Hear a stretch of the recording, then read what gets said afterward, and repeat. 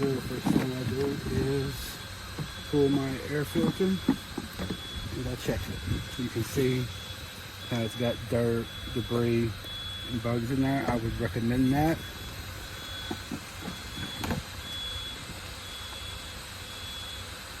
And you're doing your battery check? Yes, sir. And this is just the basic battery check, and it will tell us the charge level and if the battery itself is good or bad.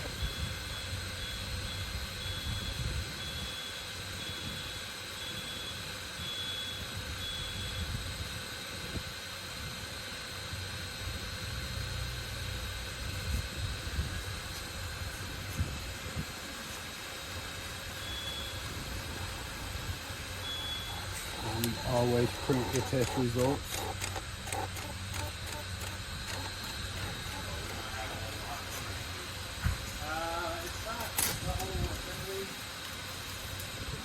And I put that as my RO for customer relations. Now that we have finished that,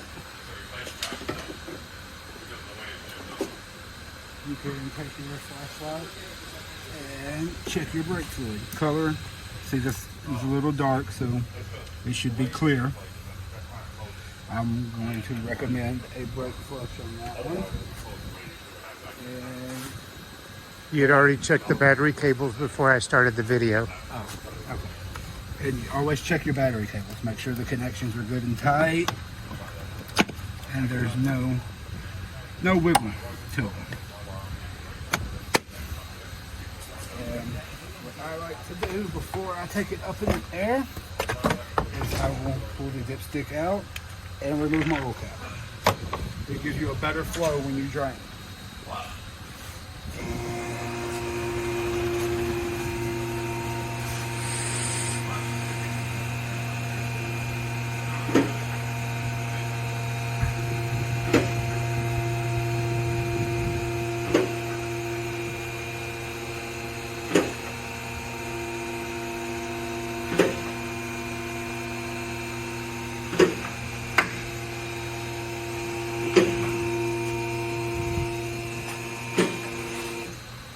And at this point, I like to bring the car to about chest level. And on the bottom of my RO here, I always put FB, RB, and then this cross here. And that's where I'll write my tread depth and my brakes. I'll take this is a tread depth gauge. And I'll go around to each tire, just like that. Bring it Looks out. like you're stabbing it in the middle. Yes, you want this to go in on the inside of your treads. Just like that. And that wing will come from tread to tread. Just give it a little tap, make sure it's all the way down, pull it out. And then you can see there that these are just under 7/32. We always measure our tires in 30 seconds. Some tire gauges have multiple measurements on it. I bought one that has nothing but the 30 seconds. So there's no confusion. Let me see, this one's at almost a 9. So we do this all the way around.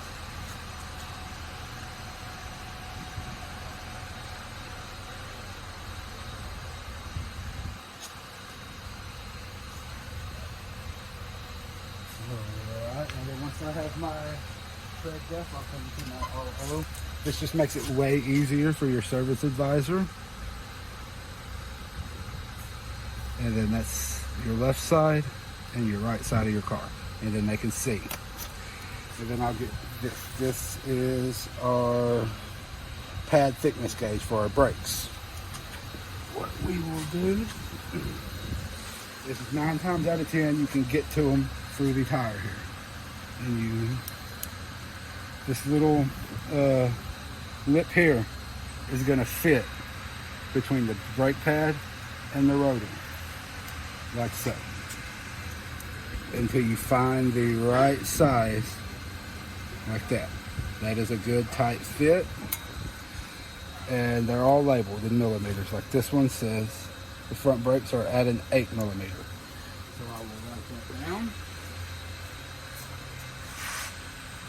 and then move to my rear.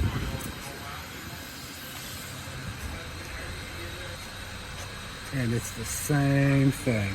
Typically, your rears are a little more worn. This one here is a high yellow coming in at 6 millimeters.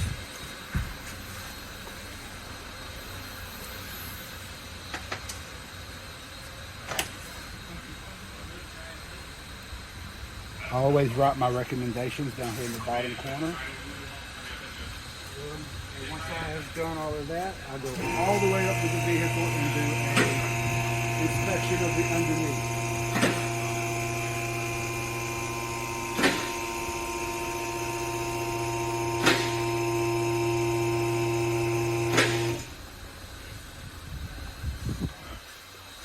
And when I get underneath, I always look at suspension, your tie rods, your shock struts, and I will come back here. If you come back this way, you can get a clear view of the back side of the engine, and I check for any leaks, any wet spots, any oily spots.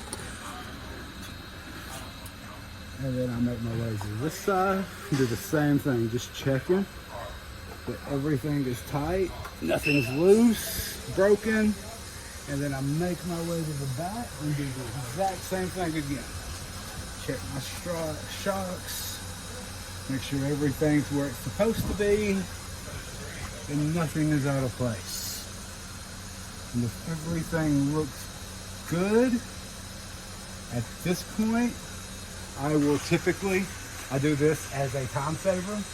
I will take my undercover off and before I ever sit down to fill out my multi-point papers, I will get my oil draining. That way, by the time I have filled it out, and I always go and I get with my service advisor after I fill out my multi-point and give him my recommendations. That way I know he's got it and he has time to go talk to the customer. So how long do you typically take to get the multi-point inspection back to the advisor? 10 minutes tops. Okay. And we're at 7 minutes and you've really completed everything other than a couple notes. Sorry? Correct? Yes. Yes, the multi-point takes no time at all. Once I get that off, if you come here, you can see, like this one, I always look at the oil pan. This one's a little oily, Okay. so it probably has a seepage leak around the seal. I would make note of that on my multi-point as well as with my service advisor. That way, if they do decline to have this resealed, it's on paper and you are covered that you saw it, you reported it, and there's no issues going forward. And then once I get here, excuse me, bring the oil container over. I like to keep all of my stuff laid out with what I need already on it.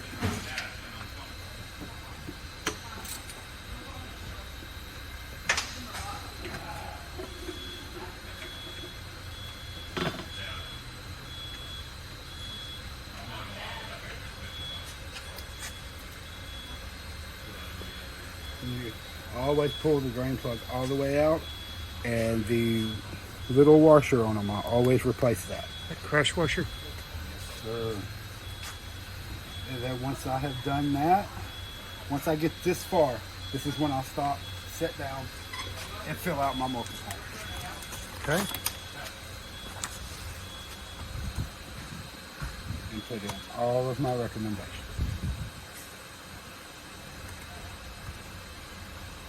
Once you finish that, it gets sent electronically to the advisor?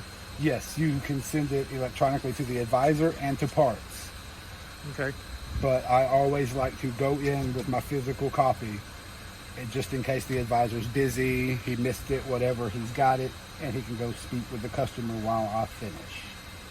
Very cool. And then parts is probably pricing out everything? Yes, parts, when I send it to parts, they'll gather the price list so that he can go and have an accurate estimate to give the customer. Very good. We'll let you finish your notes. Thank you very much. Yes, sir.